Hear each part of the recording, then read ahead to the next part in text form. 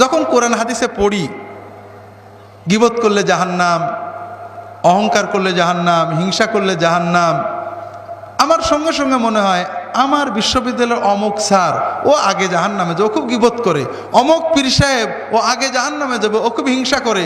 অমুক মৌলানা সাহেব ওর খুব লোভ, ও সবার আগে জাহান্নামে যাবে। কিন্তু আমি আব্দুল্লাহ জাহাঙ্গীরের জাহান্নামে যাবো আমার একবারও মনে হয় না। এটা একটা ভালো কোয়ালিটি না খারাপ কোয়ালিটি? এটা হলো ঈমানের ক্যান্সার। মুমিন অন্যের গুনার চিন্তা করবে না, অন্যের গুনার চিন্তা করেছেন তো মরেছেন।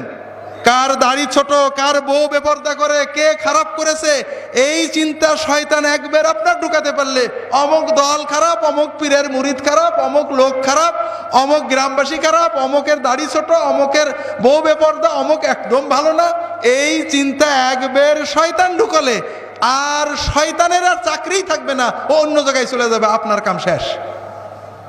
কারণ আপনি অন্যের গুনার বিচার করতে গেলে নিজের গুনাহগুলো আর মনে পড়বে না, নিজেকে খুব ভালো মনে হবে। কথা কি বুঝতে পেরেছেন?